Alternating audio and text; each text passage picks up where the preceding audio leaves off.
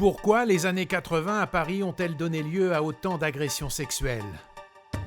Quelle était la technique des prédateurs pour sévir dans l'univers du mannequinat? Dans la capitale, arrivent à l'époque les plus belles filles de la planète. Repérées par les chasseurs de top modèles, elles se retrouvent bien vite prises au piège. Les années 80, des années un peu folles comme ça, c'est une espèce de fête complètement débridée où en fait ils prennent de la cocaïne à tort et à travers, ils sont en boîte de nuit, ils passent la nuit au bain-douche ou au palace ou ailleurs, ils festoient. Et dans ces fêtes permanentes, vous allez voir comment un homme va profiter de la situation. Il s'appelle Jean-Luc Brunel.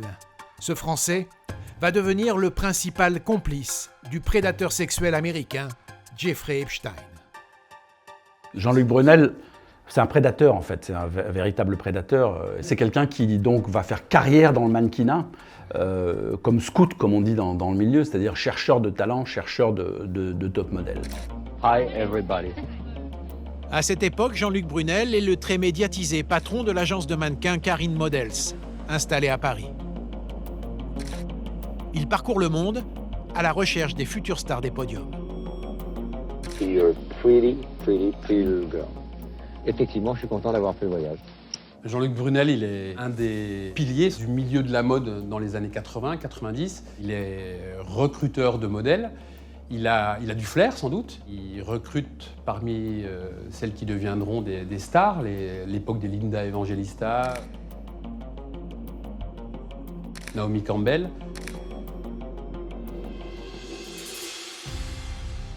Mais derrière sa façade respectable, ce patron d'agence de mannequins reconnu est en vérité un redoutable pervers qui va profiter de son pouvoir. Au niveau logistique, Jean-Luc Brunel est très bien organisé. Et on fait venir des jeunes filles de l'étranger, elles débarquent et elles sont complètement à la merci de Jean-Luc Brunel dans la mesure où c'est lui qui va les loger, donc soit dans des petits appartements, soit carrément chez lui. Il a un très grand appartement dans des beaux quartiers de Paris, donc les filles sont très impressionnées. Des très jeunes filles qui rêvent de devenir mannequins, qui croient au conte de fées du mannequinat. Elles sont souvent assez naïves et elles y croient. Et lui, sa tactique, c'est en gros d'abuser de cette crédulité, de cette naïveté. Et donc à un moment donné, il leur dit tu veux faire carrière, tu couches quoi. Et alors il y a celles qui, on va dire, qui sous emprise acceptent et il y a celles qui refusent. Et là, lui, il utilise un produit pour les droguer.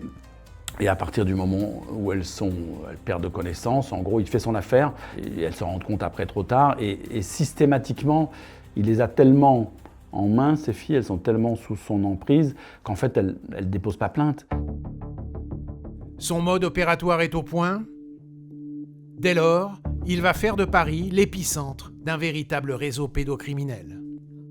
Il fait des fêtes où il invite évidemment des hommes de pouvoir, des amis, etc., qui rêvent de pouvoir abuser eux aussi de ces jeunes mannequins, si possible de très jeunes filles, parce qu'en fait, quand ces filles atteignent l'âge de 20 ans, et c'est tout juste s'ils ne les jettent pas à la poubelle, sauf quelques-unes qui vont faire carrière un petit peu plus longtemps, en fait, ils se servent de ces femmes un peu comme des objets. C'est à cette époque que Brunel rencontre Jeffrey Epstein, une ex-mannequin néerlandaise invitée lors d'une de ses soirées se souvient d'une étrange complicité entre les deux hommes. J'ai croisé Jeffrey Epstein chez Jean-Luc Brunel à une fête en 1991. Il y elle des jeunes filles, je crois. J'ai parlé avec l'une d'elles, une Russe, et elle m'a présenté à ce monsieur Epstein. Et il m'a donné un conseil étrange sur ma carrière, comme quoi Brunel était quelqu'un de très important pour ma carrière, et qu'il fallait que j'en profite, et que je ne sois pas trop difficile. Je m'en souviens, il m'a dit « Tranquille, ne sois pas farouche ». Et je me suis dit « C'est qui ce mec ?» Et j'ai juste voulu rester loin de lui. Entre Jeffrey Epstein et Jean-Luc Brunel se noue une espèce de fraternité, on va dire. Je le vois comme ça parce qu'ils ont énormément de points communs, et notamment ce sentiment d'impunité totale, ce sentiment d'être des hommes surpuissants à qui les femmes ne doivent rien refuser.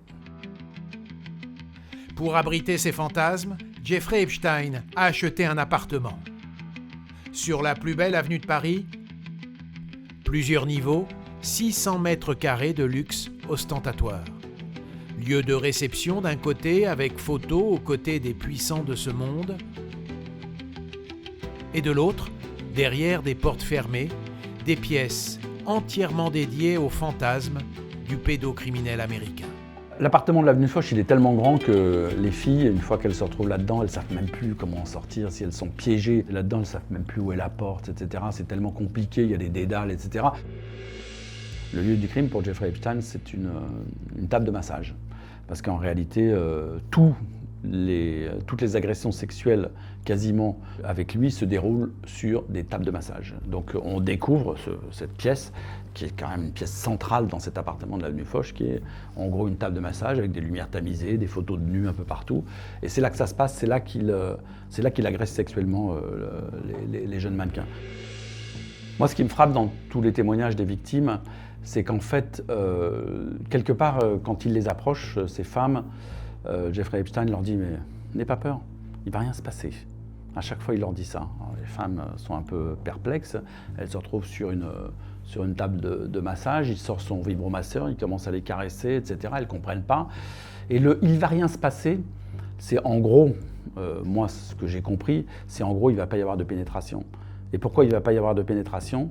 Parce que Jeffrey Epstein, il a une sexualité propre à lui-même qui apparaît dans les témoignages. C'est qu'en gros, son truc, c'est la masturbation. Ça n'en reste pas moins des agressions sexuelles et des viols au sens strict et au sens juridique du terme, mais c'est ça son truc. Mais le milliardaire américain n'en est pas à son coup d'essai. Avec Ghislaine Maxwell, sa compagne, ils se sont alliés pour le pire. Pendant plus de 20 ans, ils ont piégé des centaines de jeunes filles. Sexe, pouvoir et chantage, vous allez tout savoir sur la sulfureuse affaire Jeffrey Epstein.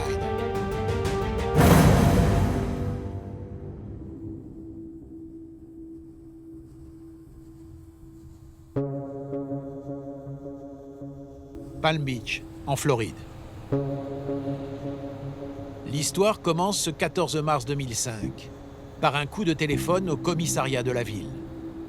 À l'autre bout du fil, une mère de famille. Elle semble en colère.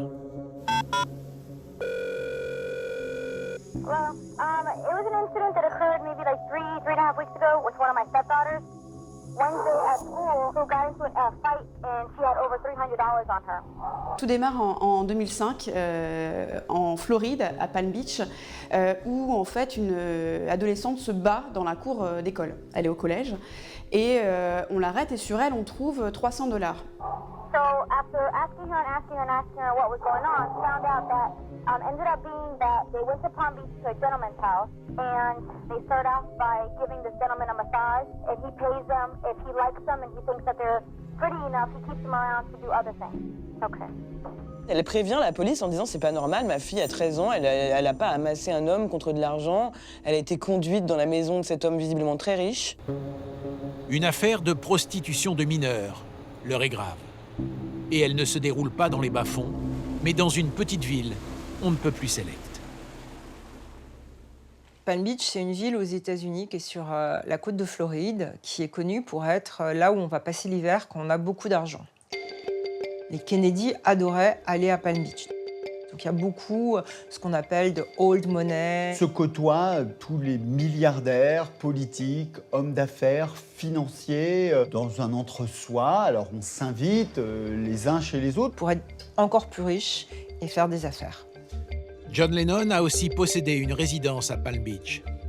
Et Donald Trump a réussi à s'y faire une place dans les années 80, quand il n'était encore qu'un jeune businessman. Alors, qui peut bien être l'homme riche, résident à Palm Beach, qui se livre à de la prostitution avec des jeunes filles ?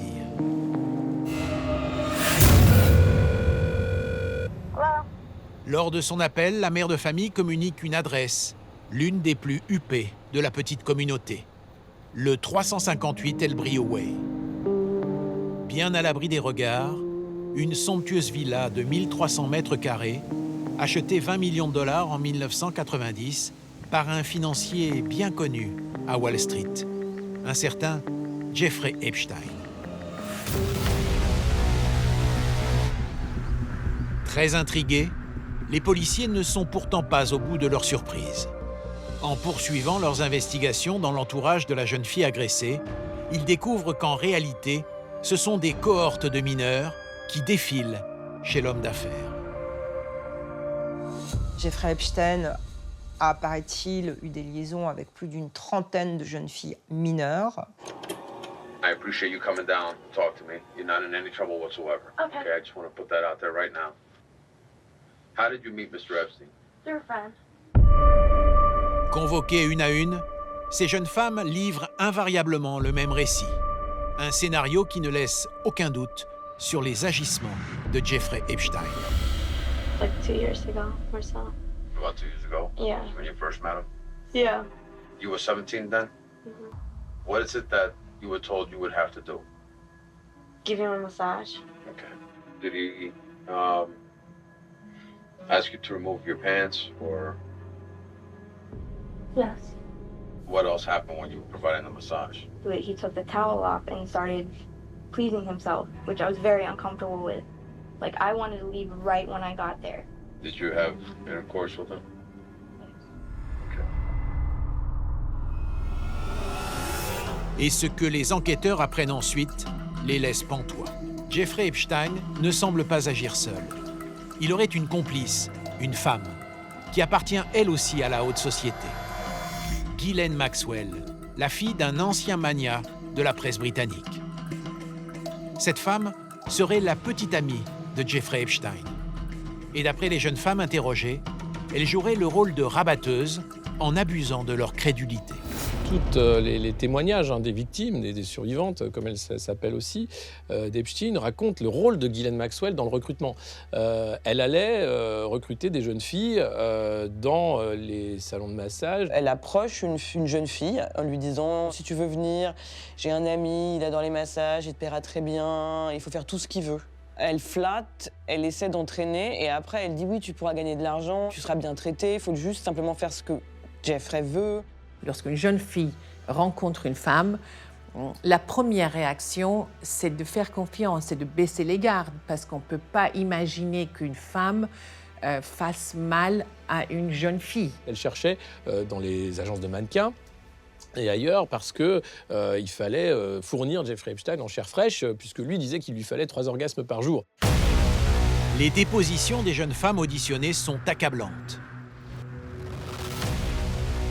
Le couple opérerait ainsi depuis l'été 2004.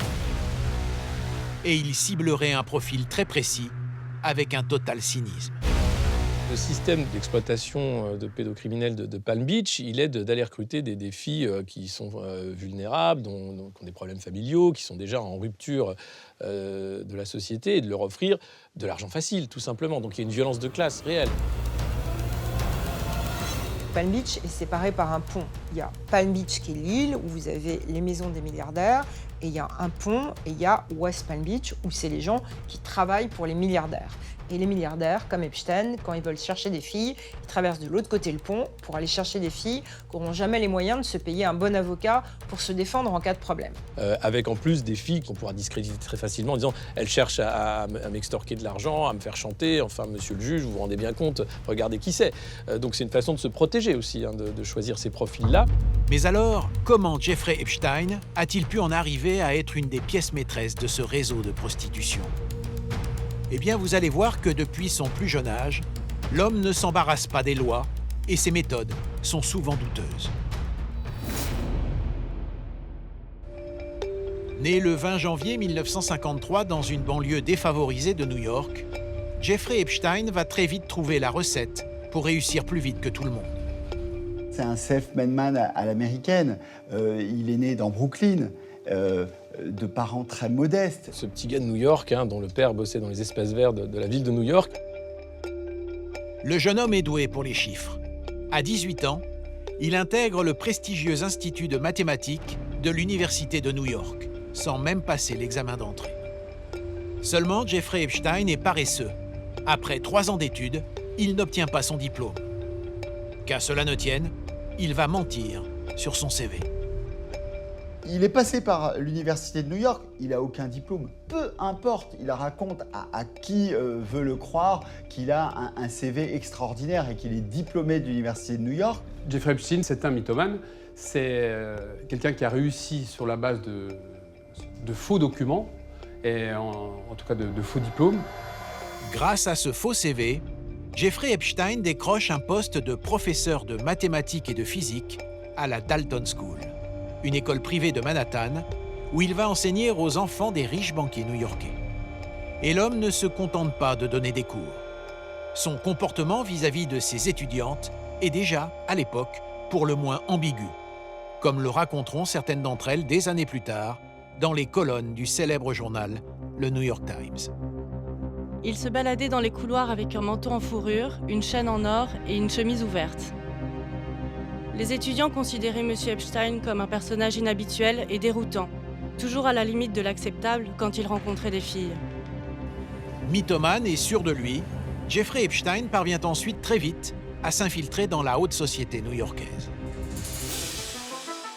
À 23 ans, bingo, Jeffrey Epstein est recruté comme analyste financier par Alan Greenberg, le père d'un de ses élèves, patron de la grande banque d'affaires Bear Stearns. 4 ans plus tard, il en est nommé associé. Et très vite, il fait gagner beaucoup d'argent. Et donc, à Wall Street, quand on vous fait gagner beaucoup d'argent, vous montez encore plus vite. Et là, il devient quelqu'un où on se dit, ce type est brillant. La réussite de Jeffrey Epstein est fulgurante grâce à ses méthodes peu orthodoxes. Et même si en 1981, l'homme est licencié pour un délit d'initié, il va rebondir. C'est alors qu'il fonde sa propre société de conseil en placement. Le timing est idéal. Ronald Reagan vient d'être élu.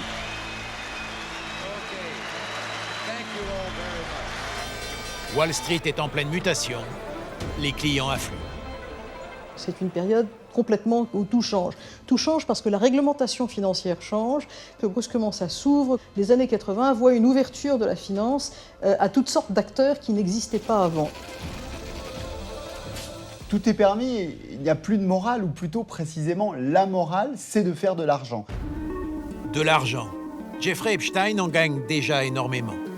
Et il va encore passer un cap lorsqu'il va rencontrer à 32 ans un des hommes les plus riches des États-Unis, Leslie Wexner, le patron de la marque de lingerie Victoria's Secret, alors en pleine expansion. La rencontre avec Wexner, elle est fondamentale. L'homme d'affaires lui confie la gestion de sa fortune de 4 milliards de dollars. Wexner se prend d'affection comme un Américain puissant peut se prendre d'affection pour quelqu'un qui est un peu plus jeune, qui le fascine, et il va le faire monter très vite, il va lui faire confiance très vite. Il est devenu le signataire de Wexner, donc il pouvait signer en son nom sur les affaires, donc une confiance totale, c'est-à-dire que Wexner lui donne les clés de la chambre du coffre-fort. Cerise sur le gâteau, le milliardaire fait preuve d'une générosité sans limite. Quelques années plus tard, il fait cadeau à Epstein d'un avion, mais surtout du plus bel hôtel particulier de Manhattan. 2000 mètres carrés dans l'Upper East Side, d'une valeur de 15 millions de dollars, que Wexner cède pour un dollar symbolique à son conseiller financier. Des largesses qui, à l'époque, font tout de même grincer quelques dents. L'entourage de Wexner ne comprend pas comment Jeffrey Epstein a pu monter aussi vite en fait dans la confiance et puis dans les affaires. Une fois qu'il l'a rencontré, il l'a charmé. Que ce soit en affaires ou avec les femmes, Jeffrey Epstein dispose donc d'un atout de taille, son incroyable pouvoir de séduction. Et c'est grâce à cela qu'à 39 ans, il va faire la rencontre qu'il attendait depuis longtemps, celle qui va l'introduire définitivement dans les très hautes sphères. Ce monde qu'on appellerait aujourd'hui le monde du 1%, un monde extrêmement puissant, où c'est pas 1 million de dollars qui fait la différence, c'est 100 millions de dollars, et lui, il veut aller là. Donc il lui manque la bonne personne. La bonne personne, il va la trouver. Et cette personne, contre toute attente, va aussi jouer un rôle de premier ordre dans sa vie intime. C'est une femme, elle s'appelle Ghislaine Maxwell. L'univers des grandes fortunes et des célébrités, c'est le terrain de jeu privilégié de cette Franco-Britannique, alors âgée de 30 ans, cadette d'une famille de 9 enfants et fille chérie du très puissant patron de presse Robert Maxwell, détenteur dans les années 80 de célèbres tabloïds anglais comme le Daily Mirror. Ça fait d'elle une personnalité intrigante, forte, intéressante. Elle est issue d'une famille donc, avec beaucoup d'argent, beaucoup de connexions. Son père connaissait la famille royale, elle a grandi à Oxford, elle est dans les meilleures universités, elle était amie à l'université avec le prince Andrew, donc elle a beaucoup de connexions. Elle est jolie, elle a du réseau, elle connaît tout le monde, elle a l'air intrépide, elle n'a pas l'air d'avoir froid aux yeux, elle a l'air de vouloir s'amuser. Seulement, quand Ghislaine Maxwell arrive à New York au printemps 1992, elle est plutôt déprimée. Son père est décédé quelques mois plus tôt dans des circonstances mystérieuses, en tombant de son yacht, le Lady Ghislaine, qui naviguait aux Canaries. Enfin, cette mort brutale, tragique, met Ghislaine dans l'embarras, puisqu'elle n'est pas non plus prête à hériter de cet empire. Malgré tout, grâce aux connexions de son père, Ghislaine trouve rapidement sa place au sein de la grande bourgeoisie new-yorkaise. Elle travaille dans l'immobilier de luxe, est invitée à toutes les soirées mondaines. Ghislaine Maxwell était amie avec les têtes couronnées, les financiers internationaux. Mais aussi des mannequins comme Naomi Campbell, des chanteurs comme Mick Jagger, ou encore la milliardaire Paris Hilton. Et c'est lors d'un gala de charité qu'elle tombe sous le charme de celui qui va très vite combler le vide laissé par la disparition de son père. Epstein, c'est quelqu'un qui est manipulateur, ça se voit à l'œil nu, il est à la fois riche et puis on voit bien que c'est pas un sentimental et ça ressemble beaucoup à son père. Elle a trouvé une espèce de mentor. C'est-à-dire qu'elle vient de perdre son père, Robert Maxwell, qui était le tout-puissant Maxwell, qui adorait sa fille. Elle a été élevée dans le culte de l'homme fort, dans le culte du milliardaire, dans le culte de l'homme qui compte, dans le culte d'un homme à qui on ne peut rien refuser. Et c'est cela qu'elle va vouloir recréer avec Epstein. Elle était dépendante d'Epstein plutôt qu'autre chose, et dépendante comme on est dépendant de la drogue. C'est-à-dire à la fois cette fascination pour la personnalité d'Epstein et pour son argent. Jeffrey Epstein, de son côté, voit vite son intérêt à se mettre en ménage avec la jeune héritière. Jeffrey Epstein invite donc Ghislaine Maxwell à prendre ses quartiers dans l'hôtel particulier de la 71e rue, qui devient le lieu de rendez-vous du tout Manhattan. Être invité chez Epstein avec Ghislaine Maxwell, ça veut dire quelque chose. Ça veut dire qu'on appartient au monde du succès. Ça veut dire qu'on appartient à des gens qui comptent. Chaque soir, Ghislaine Maxwell joue les entremetteuses avec des invités triés sur le volet. Le cérémonial est immuable. La maîtresse de maison fait tout pour impressionner les convives, souvent de richissimes hommes d'affaires, accompagnés de leur épouse. Ghislaine Maxwell accueillait les gens, tout le monde prenait un verre dans l'hôtel particulier somptueux avec un tigre qui était empaillé, qui était dans un coin, des tableaux somptueux. C'est un univers assez baroque, assez particulier, mais très opulent. Et autour d'une table dressée magnifiquement, les gens s'asseyaient et en général, Epstein arrivait. Et d'après ce qu'on m'a raconté, Ghislaine Maxwell disait toujours au moment où Epstein arrivait, il est tellement occupé, vous savez, il est tellement pris, il fait ses affaires, il travaille tellement. Ça, à New York, ça plaisait beaucoup, donc ça renforçait aussi le mythe qu'on était encore plus favoris, privilégiés d'être assis à ce dîner organisé par Maxwell et Epstein. Grâce à Ghislaine Maxwell, Jeffrey Epstein entre donc maintenant dans la cour des très grands.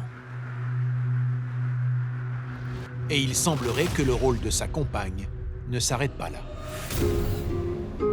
En effet, Ghislaine Maxwell se montrerait aussi très accueillante, avec des invités d'un tout autre genre. De très jeunes filles qui entrent et sortent de la demeure du milliardaire. Ça a commencé très tôt, dès les années 90-2000. Il y a des photos, évidemment, où on voit les jeunes filles sortir à moitié à poil dans la rue pour redonner les clés de la voiture à Epstein. Et à côté de l'hôtel particulier, il y avait des restaurants, tous français, où Epstein allait prendre ses cafés et tout le monde voyait Epstein avec des filles jeunes, très jolies et souvent mannequins. Ghislaine Maxwell semble donc partager son compagnon avec toutes ces jeunes femmes sans que ça ne lui pose le moindre problème. Pire, d'après les témoignages des filles qui fréquentent le couple à l'époque, c'est elle-même qui serait chargée de les recruter à la sortie des lycées ou des écoles d'art. Voici ce que raconte Jennifer Arrows, l'une des victimes, au sujet de sa rencontre avec Ghislaine Maxwell en 2001. Elle avait alors 14 ans. Il essayait vraiment de me connaître, de savoir où j'avais grandi, d'où je venais, avec qui je passais mon temps. Est-ce qu'elle vous a dit qu'elle pouvait vous aider pour votre carrière? Bien sûr. Quand vous y repensez maintenant, vous diriez qu'elle était une rabatteuse? Oui, tout à fait, certainement. Ghislaine Maxwell semblerait donc opérer en totale complicité avec Jeffrey Epstein, à qui elle procurerait toutes ses filles. Des témoignages comme celui-ci, il en existe des dizaines dans le dossier d'instruction visant les agissements de Jeffrey Epstein, à tel point que les juges ont requalifié les faits en trafic sexuel de mineurs. Commencé dans les années 90 à New York, ce manège se serait poursuivi pendant des années sous le soleil de Floride, en toute impunité. Et lorsqu'en 2005, la police de Palm Beach entame son enquête, le couple semble avoir plongé dans une spirale de débauche. En effet, à cette époque, Ghislaine Maxwell ne se contenterait plus de jouer les rabatteuses. Elle participerait elle aussi aux ébats avec son compagnon. Ghislaine, elle est active aussi. Non seulement elle recrute, mais elle consomme. C'est-à-dire que quand il y a des témoignages de ces survivantes, elle raconte avoir été au lit avec et Jeffrey Epstein et Ghislaine Maxwell. Et que donc elle était extrêmement active aussi dans ses partouzes. Voilà. Et donc il n'y a pas seulement ce rôle de rabatteur, elle était aussi consommatrice. Seulement, pour assouvir les fantasmes du couple, Ghislaine Maxwell doit en permanence recruter de nouvelles filles. Et vous allez le voir, elle le fait à n'importe quelle occasion. Régulièrement, Jeffrey Epstein et Ghislaine Maxwell se rendent chez leur voisin Donald Trump, toujours à Palm Beach. Et lors de soirées mondaines, pendant que les hommes se rincent l'œil en toute décontraction,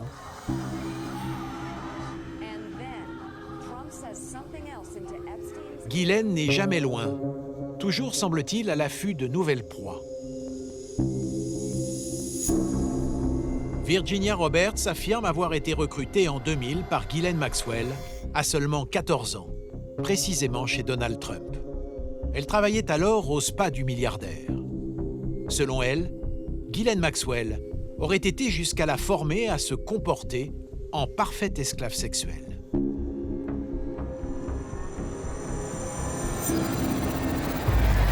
Ils ont immédiatement commencé à me former. J'ai appris à faire une fellation, à me taire, à être serviable, à donner à Jeffrey ce qu'il voulait. C'est Ghislaine qui s'est chargée de tout m'apprendre. Avec ces jeunes recrues, Jeffrey Epstein semble se comporter en bourreau intraitable. C'est ce que vont confirmer une à une les victimes auditionnées dès 2005. Les enquêteurs n'arrêtent pas d'enregistrer des témoignages de filles qui disent « c'est horrible, voilà ce qui s'est passé dans les massages, c'est pas possible, j'étais mineure, ils m'ont forcé, lui et ses amis à faire ci ». À un moment donné, il y a un témoignage qui va révolter un policier père de famille qui dit « voilà, il m'a attachée dans la salle de massage, il a pris des petits rasoirs, il a coupé sur mon corps et moi je ne voulais pas, il m'a dit qu'il allait me payer plus d'argent si j'acceptais, etc. » C'est un malade, c'est pas seulement le sexe, c'est le pouvoir, c'est jusqu'où je peux aller à maltraiter un être humain, jusqu'où je peux aller avec de l'argent, à baisser une jeune fille, un enfant. C'est vraiment cette puissance du psychopathe qui n'a pas d'empathie, qui va dire « moi, mon plaisir, je le prends à faire du mal ». Aucune plainte n'est encore officiellement déposée, mais les faits sont suffisamment graves pour que, fin 2005, la police mette Jeffrey Epstein sous pression. Epstein est convoqué, il doit s'expliquer. Jeffrey Edward Epstein. Seulement, lors de son audition en 2006, Jeffrey Epstein se mure dans le silence, comme la Constitution américaine lui en donne le droit. I'm going to invoke my Fifth Amendment right. How many times have you solicited a minor for prostitution? Same answer. How many times have you solicited a minor for prostitution in the state of Florida? Same answer. Et finalement, c'est son domicile qui va parler à sa place.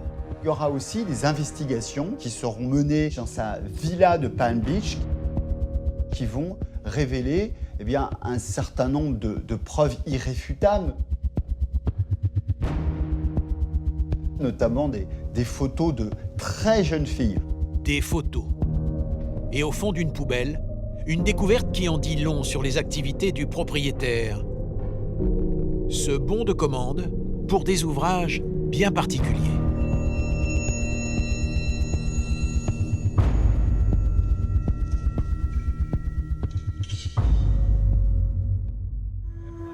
Le 23 juillet 2006, sur décision du procureur qui se saisit de l'affaire, Jeffrey Epstein est finalement inculpé de 32 agressions sexuelles sur mineurs. Il encourt une peine de perpétuité. Tout le monde se dit, là, Jeffrey Epstein, c'est terminé, il va finir en prison. On ne rigole pas aux États-Unis avec les affaires sexuelles, avec les agressions sexuelles ou les viols. Les faits sont accablants. Pourtant, et aussi invraisemblable que cela puisse paraître, Jeffrey Epstein et Ghislaine Maxwell vont passer à travers les mailles du filet de la justice américaine. De Palm Beach, Jeffrey Epstein organise très vite sa défense, et il sait y faire. Il prend les meilleurs avocats. Et il décide de prendre Alan Dershowitz, il paye des milliers de dollars les meilleurs avocats, il approche les avocats d'O.J. Simpson, il approche les meilleurs avocats de la planète américaine, il les paye des milliers de dollars.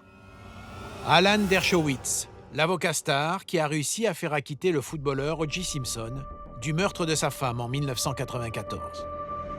L'homme de loi facture des honoraires astronomiques, mais qu'importe, Jeffrey Epstein peut compter sur les millions de dollars de son compte en banque, un atout énorme dans le système judiciaire américain.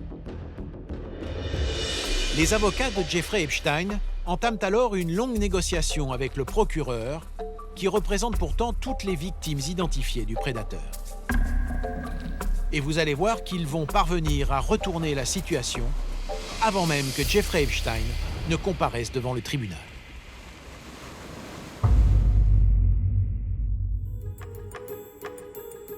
« 28 juin 2008, 2 jours avant l'ouverture du procès de Jeffrey Epstein.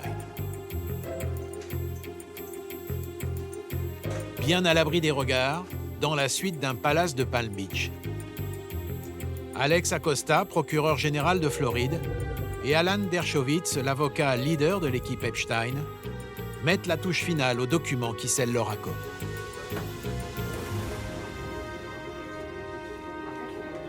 En jargon judiciaire américain, c'est ce que l'on appelle un plea deal. Le procureur Acosta demande donc à Epstein de reconnaître un délit mineur et lui garantit en échange une peine ultra allégée. Le plea deal est absolument non seulement délirant, mais scandaleux. Dershowitz et Acosta ont conclu sur un chef ou deux d'accusations d'Epstein, sollicitation d'une prostituée mineure. Alan Dershowitz est aussi un très bon avocat qui a su faire comprendre à Alexander Acosta qu'il fallait pas aller trop loin, qu'il fallait pas embêter son client.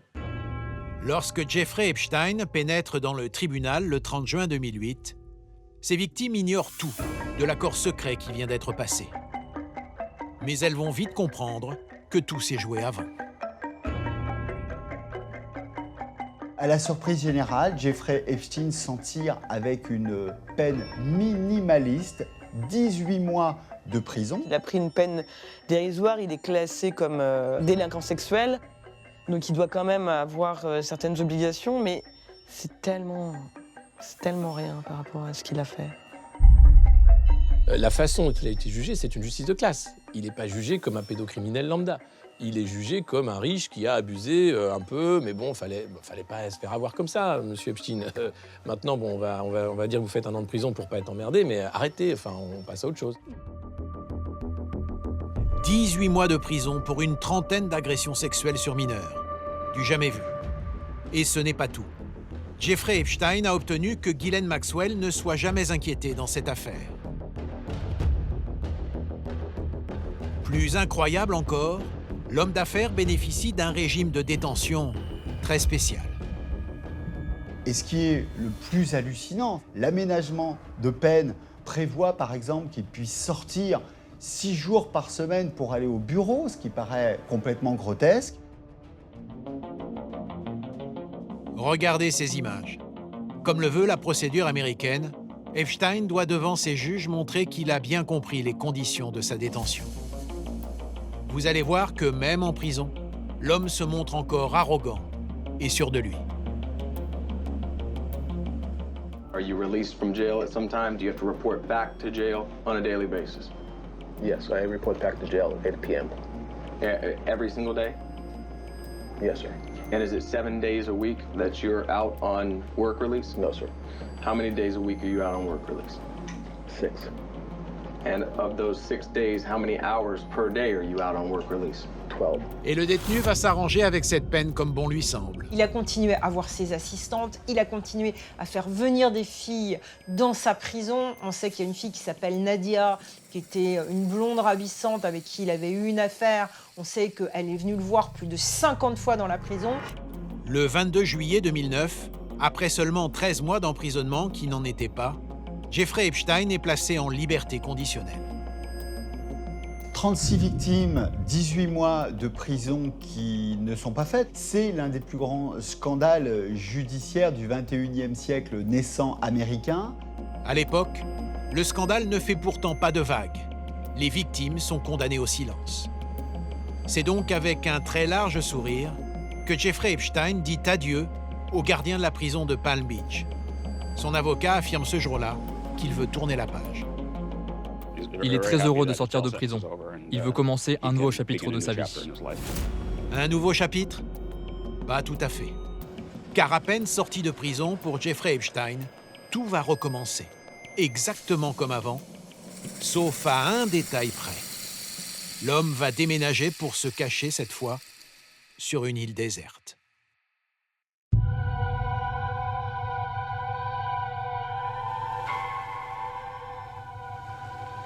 Bienvenue à Little St. James, dans les îles Vierges américaines, au cœur des Caraïbes.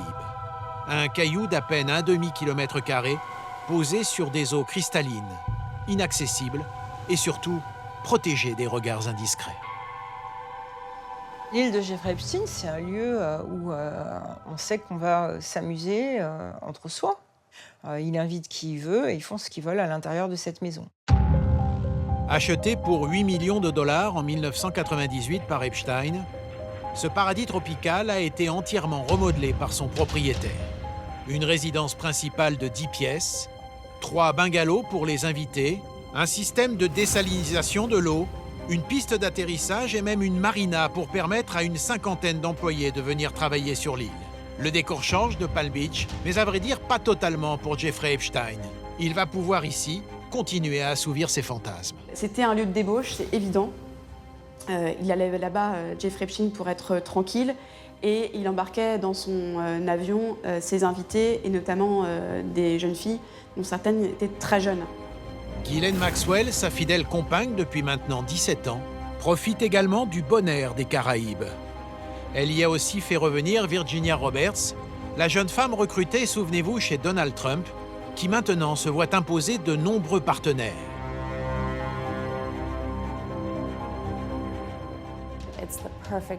C'est l'endroit parfait pour un milliardaire qui veut rester discret. On pouvait y organiser des orgies sans que personne n'ait la moindre idée de ce qui se passe. J'ai été prêtée à des hommes politiques, des scientifiques. À Little St. James, désormais Jeffrey Epstein semble maintenant partager ses distractions avec de nombreux amis. Et parmi les invités, un ancien président des États-Unis. Bill Clinton et Jeffrey Epstein se connaissaient. Il a voyagé au moins 4 fois dans le fameux jet de Jeffrey Epstein qui s'appelait le Lolita Express. En tout cas, c'est la presse qui l'avait qualifié de cette manière-là. Et des agents des Secret Service avaient baptisé l'avion de Jeffrey Epstein Air Force One, en référence à Air Force One, qui est l'avion présidentiel. On voit également Bill Clinton avec une masseuse qui aurait été livrée par Jeffrey Epstein. Et Bill Clinton a toujours démenti avoir eu des relations inappropriées avec évidemment des jeunes filles, mais on sait en regardant de manière très précise ce qui s'appelle les logs de passagers montant dans l'avion privé de Jeffrey Epstein, que Bill Clinton a été de nombreuses fois dans l'avion privé de Jeffrey Epstein. Sur le carnet de vol, aux côtés de Bill Clinton, on trouve aussi le même jour les comédiens Kevin Spacey et Chris Tucker. À Little St. James, personne ne sait ce qui se passait réellement en fait. C'était vraiment un endroit isolé. On ne pouvait rien voir de ce qui se passait dans les cabanes ou à part sur la plage. Certains invités participaient, d'autres non. Certains venaient juste pour déjeuner, certains venaient juste pour dîner et repartaient ensuite avec l'hélicoptère d'Epstein. Pour les invités de Little St. James, la loi du silence s'était, semble-t-il, naturellement imposée.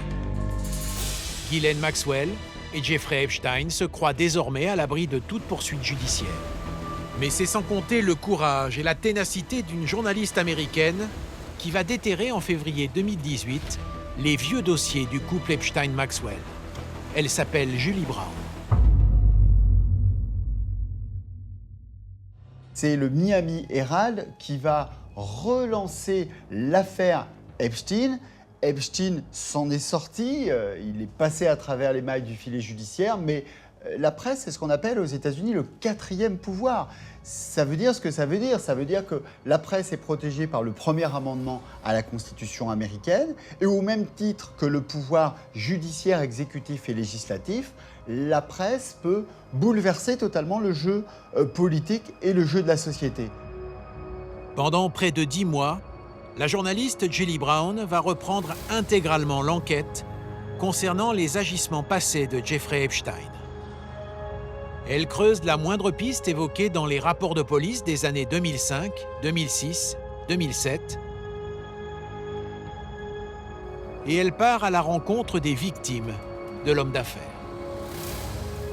Clairement, il y a un travail incroyable du Miami Herald qui n'a jamais lâché l'affaire, avec cette journaliste américaine qui est revenue sans cesse sur l'affaire, qui a sorti plein de choses, qui a sorti des milliers de pages du dossier pour aller chercher justement qui étaient les témoins sous X, aller les trouver, aussi les rassurer, leur donner la parole. Il y a à la fois cette victoire-là du journalisme et puis à la fois le courage aussi des filles qui ont parlé.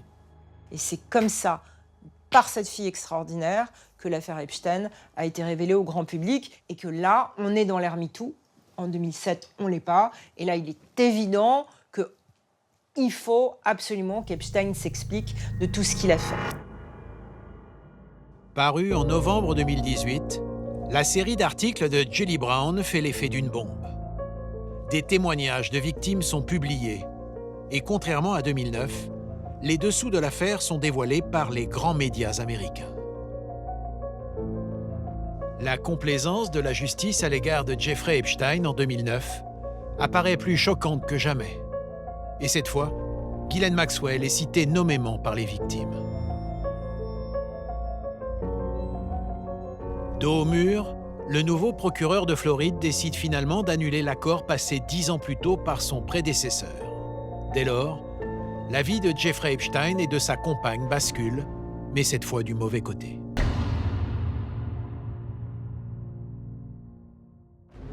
L'arrestation se déroule au petit matin le 6 juillet 2019 sur le tarmac de l'aéroport privé de Teterboro, dans le New Jersey. Une équipe du FBI cueille Jeffrey Epstein à sa descente d'avion alors qu'il revient de Paris.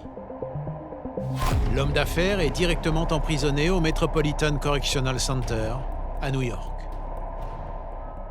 Après ce coup de théâtre, le procureur de New York en charge de l'affaire va se montrer intraitable. Les charges contre Jeffrey Epstein sont multiples. La première, organisation de trafic sexuel. La seconde, L'organisation de trafic sexuel de filles mineures, qui a commencé en 2002 et continué jusqu'en 2005. On pense qu'Epstein a abusé de dizaines de filles qu'il a forcées à des relations sexuelles dans ses maisons de New York et de Palm Beach en Floride. Cette fois, le compte bancaire de Jeffrey Epstein ne le sauvera pas. Même lorsque ses avocats offrent une caution record de 100 millions de dollars en échange de sa liberté conditionnelle, la justice va la lui refuser. Le procureur va refuser cette caution de 100 millions de dollars, qui est effectivement une caution complètement hallucinante. Il va la refuser parce que du côté des victimes, on estime que ça serait de l'argent sale finalement, parce que moralement, ce n'est pas acceptable. Pour toutes les victimes du prédateur, le soulagement est immense. Le procès tant attendu pourra enfin avoir lieu. C'est vraiment bouleversant de voir le nombre de vies qu'il a brisées et de voir combien de temps ça a duré sans que personne ne fasse rien.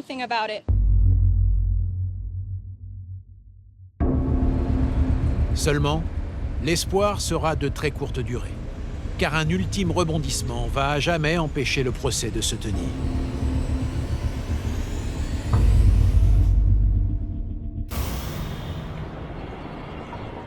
« 10 août 2019. Un mois tout juste après son incarcération, Jeffrey Epstein est retrouvé inanimé dans sa cellule.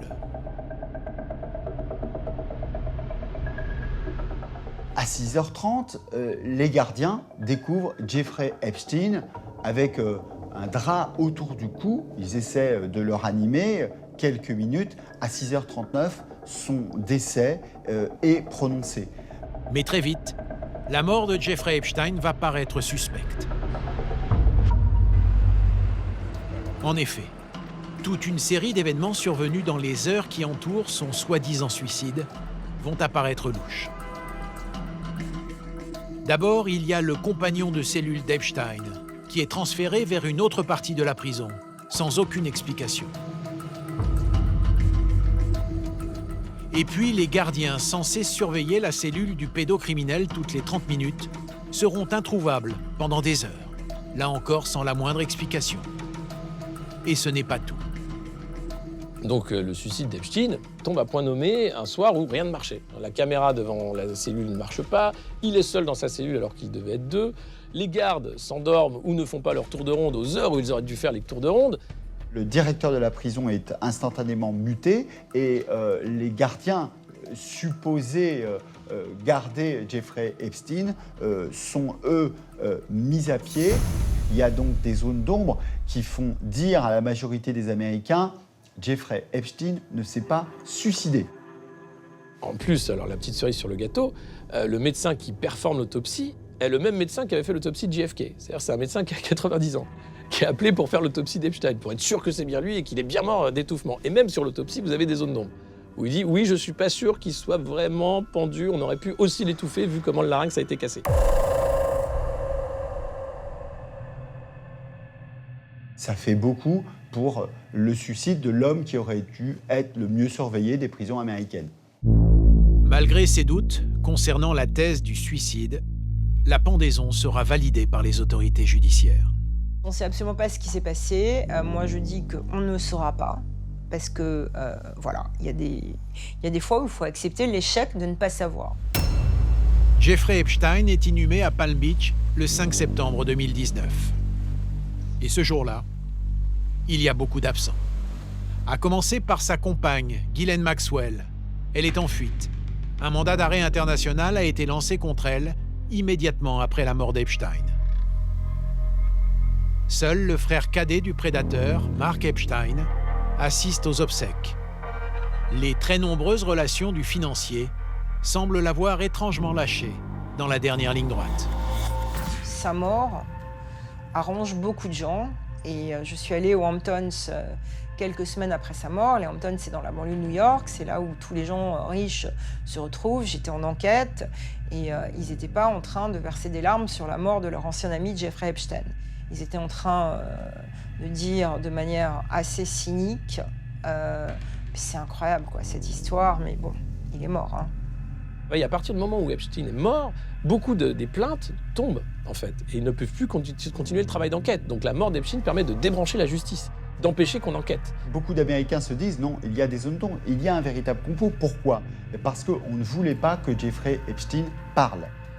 Tout l'idée, c'était évidemment de ne pas aller chercher, au-delà du fait que c'était un horrible pédocriminel, qui aurait pu être des amis.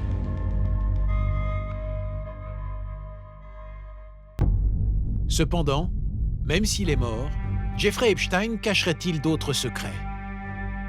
Son goût pour les parties fines avec des jeunes femmes pourrait-il n'être que la partie émergée de l'iceberg? C'est ce que commencent à imaginer les enquêteurs lorsqu'ils feront, peu avant la mort du prédateur, une découverte des plus troublantes. Petit retour en arrière. Pendant que Jeffrey Epstein est conduit en prison en juillet 2019, le FBI déclenche des perquisitions dans ses résidences, à New York et en Floride. Les lieux révèlent alors un système de vidéosurveillance digne d'un James Bond du meilleur cru. Les enquêteurs découvrent un réseau de caméras. La résidence de Jeffrey Epstein est totalement truffée de caméras. Il avait mis des caméras de surveillance dans l'hôtel particulier. Il avait mis des caméras dans la maison de Palm Beach. Et donc, tout était enregistré. Tout est filmé, photographié, c'est-à-dire qu'il y a toutes les photos de ces jeunes filles qu'il a violées, les films également, et on se demande qui sont aussi sur ces films. À quoi ça servait? Vu qu'il passait son temps à faire des soirées, des fêtes, etc., les gens qui étaient-ils au courant que c'était filmé? Il y a des caméras un peu dissimulées partout, il y a des cabinets secrets où on regarde on regarde les caméras et ce qui s'y fait, souvent dans les chambres, dans les toilettes, enfin dans la salle de bain, les caméras cachées. Il doit y avoir des films de gens assez connus en situation compromettante. Et quelqu'un m'a raconté qu'un jour, en arrivant chez Jeffrey Epstein, à l'époque, Jeffrey Epstein lui dit « Regarde, je vais te montrer ». Il ouvre la porte et il y a tout un système qui a été mis au point avec des caméras montrant chaque pièce, etc. Et Epstein dit « Comme ça, je sais tout sur tout le monde ». Seulement voilà, lorsque le FBI perquisitionne, toutes les vidéos enregistrées semblent avoir disparu, comme par enchantement. Alors Jeffrey Epstein décédé a-t-il emporté dans sa tombe tous ses secrets? Probablement pas. Car lors de la perquisition de l'hôtel particulier de Manhattan, les enquêteurs vont faire une autre découverte capitale. Un carnet d'adresses de l'année 2005 surnommé « Le Petit Livre Noir ». 100 pages qui donnent le vertige et peuvent en apprendre beaucoup aux enquêteurs. Le carnet noir d'Epstein, c'est véritablement une bombe parce qu'il y a dans ce carnet noir les hommes les plus puissants des États-Unis. On a par exemple Leon Black, qui n'est pas connu du grand public, mais qui est l'homme qui pèse 8 milliards de dollars, un homme d'affaires surpuissant. Leon Black, le voici. C'est un investisseur, collectionneur d'art, alors président du MoMA, le prestigieux musée d'art moderne de New York.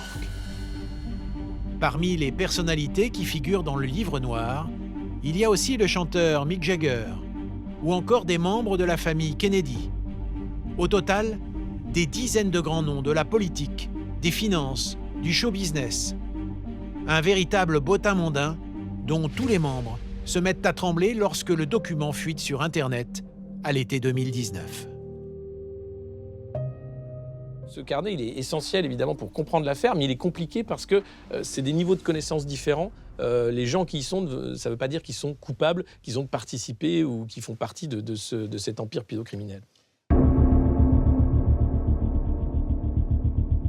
Il y a beaucoup de gens qui m'ont dit c'est bien, ça veut dire que je suis puissant d'être dans le carnet noir d'Epstein. Ce qui veut dire le cynisme absolu qu'il y a dans ce monde. Si ces pages ne désignent pas nécessairement des complices, elles ouvrent aux enquêteurs de nouvelles pistes d'investigation. Mais c'est en Angleterre que les dommages collatéraux de l'affaire Epstein sont les plus spectaculaires. À cause du prince Andrew, le deuxième fils de la reine Elisabeth, la famille royale se retrouve tout simplement noyée dans le plus grand scandale de son histoire. Tout avait commencé au début des années 80, lorsque le prince Andrew était tombé sous le charme de la jeune Ghislaine Maxwell, alors infatigable jet-setteuse. C'est tout à fait normal qu'elle soit tombée sur le prince Andrew, c'est tout à fait normal qu'elle ait, dans une certaine mesure, bluffé quelqu'un comme le prince Andrew, qui n'est pas un type très malin, qui aime bien les filles qui ont une certaine énergie, qui aime bien les filles qui ont un certain abattant, ce qu'elle avait. Une fois installée à New York, Ghislaine Maxwell va s'empresser d'organiser une rencontre entre le prince et son meilleur ami. Elle présente Epstein comme un milliardaire américain et un génie de la finance. Et Andrew, il a toujours besoin de s'acheter des choses inutiles. Et par conséquent, quand Ghislaine Maxwell lui amène Jeffrey Epstein, elle ne lui dit pas Jeffrey Epstein, je suis tellement content de voir le Palais Royal. Elle lui dit il faudrait que vous rencontriez ce financier américain qui est le plus brillant de New York. Et alors là, la fascination marche dans les deux sens. Le prince Andrew, il a profité de cette amitié parce que il y a quelque chose d'excitant et de formidable d'être invité comme ça par quelqu'un de très riche. Il était là pour s'amuser, et il était là pour s'amuser comme la plupart des hôtes de Epstein. Virginia Roberts, l'esclave sexuelle qui a suivi le couple dans toutes ses résidences, affirme avoir été prêtée au prince Andrew à de multiples reprises, en même temps que d'autres jeunes filles. Il y avait pas mal de jeunes filles avec nous. Combien de filles étaient avec vous ce jour-là, ou cette nuit-là? Je dirais 8. Est-ce que vous avez eu des discussions avec le prince Andrew pendant ces rencontres? Pas vraiment. On ne nous voyait même pas comme des humains. Nous étions toutes des quantités complètement négligeables. J'étais vraiment un objet quand on m'a mise dans les mains du prince Andrew. Évidemment, ces déclarations de Virginia Roberts, diffusées en 2019, provoquent un séisme sans précédent en Angleterre.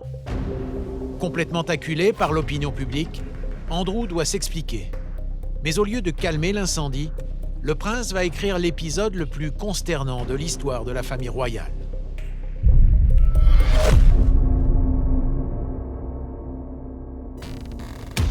« 16 novembre 2019.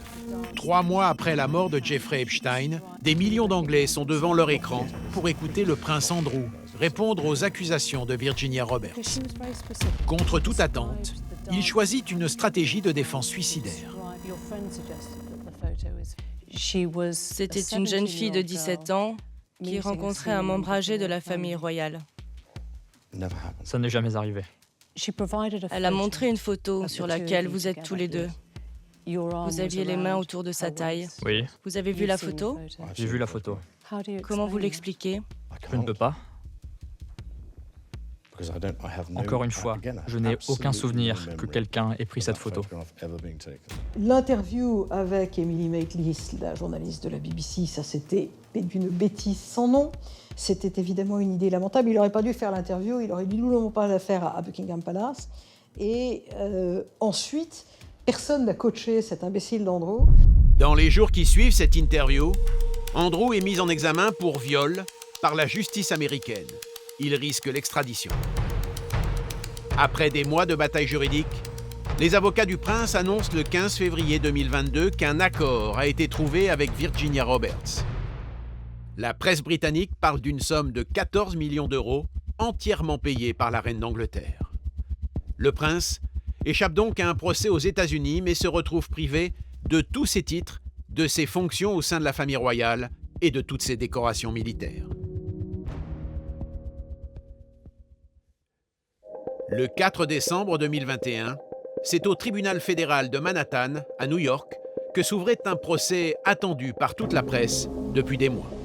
Celui de Ghislaine Maxwell. L'ex-compagne de Jeffrey Epstein risquait très gros. Un procès à huis clos, sans caméra et sans appareil photo, et sur toutes les lèvres, une seule et même question. Qu'est-ce qu'elle va raconter? Est-ce qu'elle va dire des choses? Est-ce qu'elle va faire un deal? Soit effectivement qu'elle commence à expliquer le système Epstein, mais dans ce cas-là, elle doit plaider quasiment coupable. Et elle s'expose à 35 ans de prison. Seule capable de lever intégralement le voile sur l'un des plus grands scandales sexuels de tous les temps, Ghislaine Maxwell choisissait de plaider non coupable de la totalité des chefs d'accusation retenus contre elle, dont ceux de trafic sexuel de mineurs et d'agression sexuelle sur mineurs. Elle déclarait « Je n'ai commis aucun crime ». Tout au long des 25 jours d'audience, Ghislaine Maxwell ne fera pas la moindre révélation concernant Jeffrey Epstein et d'éventuels complices au placé. C'est trop gros, effectivement, l'affaire est trop grosse pour qu'elle puisse comme ça se mettre à table, sans qu'il y ait d'ailleurs des répercussions immédiates sur sa personne. 29 décembre 2021. Après 5 jours de délibération, Ghislaine Maxwell était reconnue coupable de 5 des 6 chefs d'accusation retenus contre elle. Elle est finalement condamnée à 20 ans de prison et jusqu'à aujourd'hui, elle n'a jamais voulu révéler les secrets de cette affaire sur laquelle planent encore de nombreuses zones d'ombre. En Floride, la petite ville de Palm Beach tourne doucement la page, la plus infamante de son histoire. La résidence d'El Brillo Way, ancienne propriété de Jeffrey Epstein et symbole de ses méfaits, a été entièrement démolie. Le terrain a lui été vendu pour 18 millions de dollars à un promoteur immobilier.